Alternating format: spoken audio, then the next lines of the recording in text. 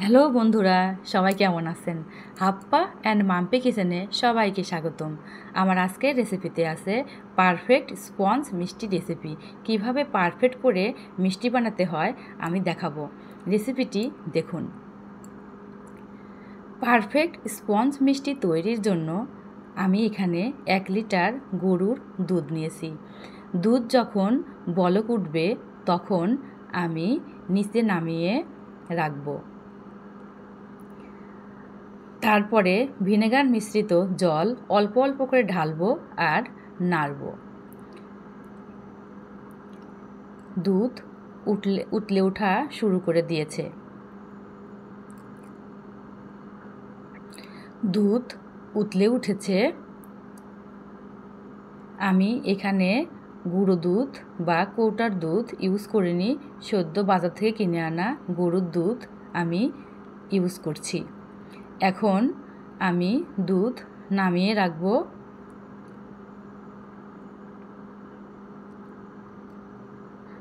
একবার চামিচ দিয়ে নাড়াচাড়া করার পরে আমি ভিনেগার মিশ্রিত জল দুধের মধ্যে ঢেলে দেব।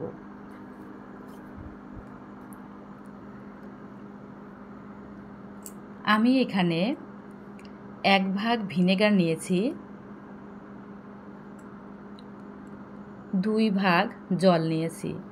1 ভাগ ভিনেগার 2 ভাগ জলের মধ্যে একত্রে করে নেব।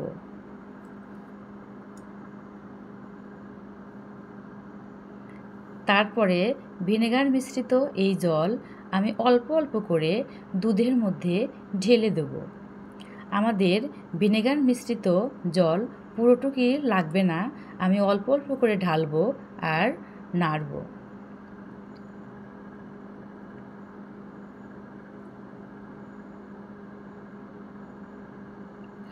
যতক্ষণ পর্যন্ত সবুজ জল না বের হয় ততক্ষণ পর্যন্ত আমি ভিনেগার দেব আর এভাবে নাড়তে থাকব। আমার আরও ভিনেগারের দরকার হচ্ছে।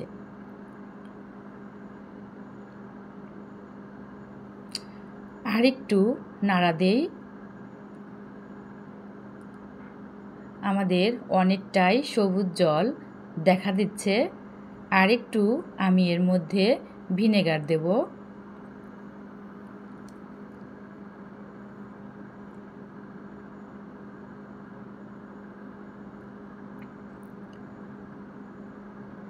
দুধ কিন্তু এখন আর নেই, এখন ছানা এবং জল পুরোটাই আলাদাভাবে চিহ্নিত করা যাচ্ছে। অর্থাৎ আমার ছানা হয়ে গেছে।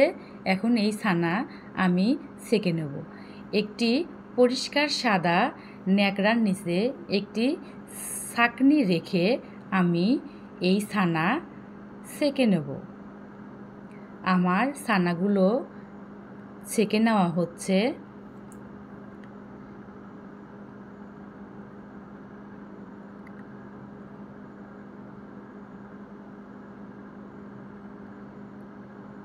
আমি পুরোটা ছানাই এভাবে ছেঁকে নিলাম। এখন পরিষ্কার স্বচ্ছ জল দিয়ে আমি ছানা ধুয়ে নেব। ছানাটুকু আমি সুন্দর করে ধুয়ে নেব, এদিক ওদিক নাড়াচাড়া করে ধুয়ে নেব। এইভাবে, এই যেভাবে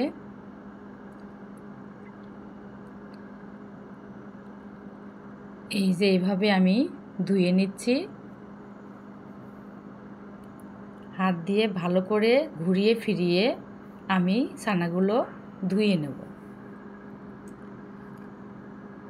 এই যে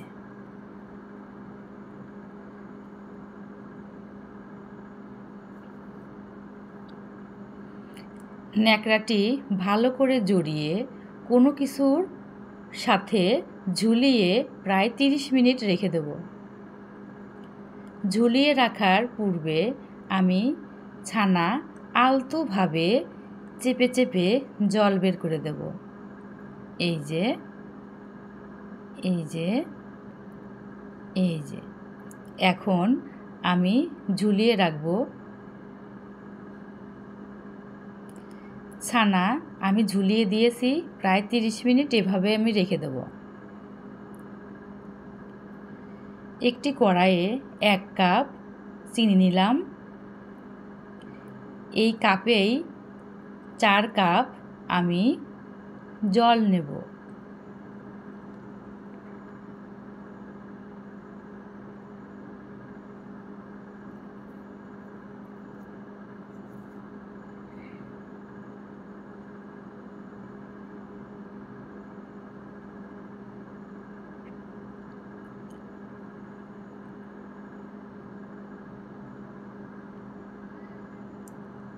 এক কাপ চিনি 4 কাপ জল দিয়ে আমি ভালোভাবে নেড়ে চেড়ে নেব।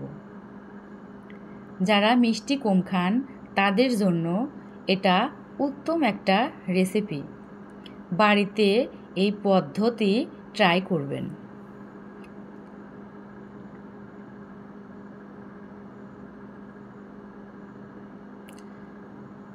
এই জলটি যখন ফুটতে শুরু করবে তখন আমি বানানো ছানা দিয়ে মার্বেলগুলো এর মধ্যে ছেড়ে দেব।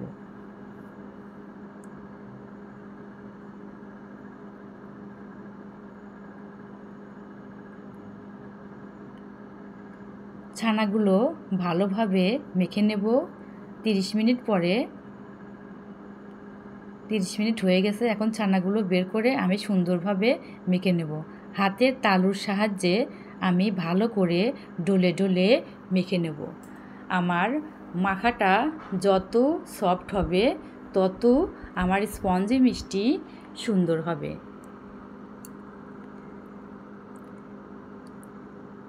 এর মধ্যে 1 চামচ চিনি নেব। চিনি সহ ছানা ভালোভাবে মেখে নেব। 7 থেকে 10 মিনিট আমি এই চিনি সহ ছানা ভালোভাবে ডলে ডলে মেখে নেব।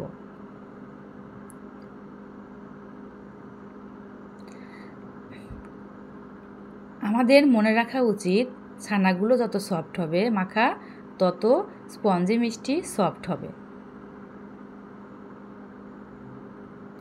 নরম তুলতুলে হবে। আমার 7 থেকে 10 মিনিট মাখা হয়ে গেল। এখন আমি ছানা ছোট ছোট মার্বেলে পরিণত করব।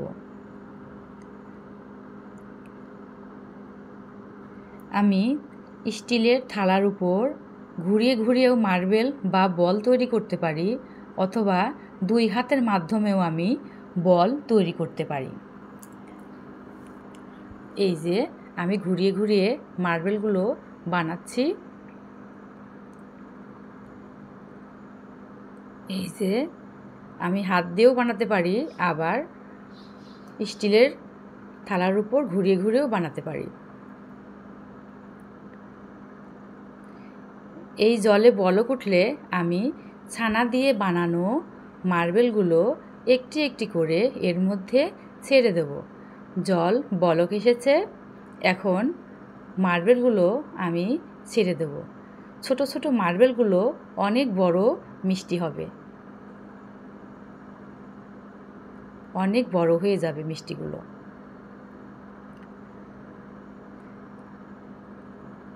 এখন একটি ঢাকনার সাহায্যে প্রায় 10 মিনিট ঢেকে জাল করব।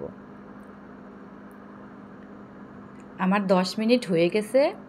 এখন ঢাকনা উঠিয়ে আমি এলাচ 3টি ছেড়ে দেব। আমি পূর্বেও এলাচ দিতে পারতাম, আমি এখন দিলাম। আমার মিষ্টিগুলো বড় বড় হয়ে গেছে। রেসিপিটি সবাই ফলো করবেন। ঢাকনা সহ আমি 10 মিনিট জাল করলাম। এবার ঢাকনা উঠিয়ে আরও 10 মিনিট জাল করছি।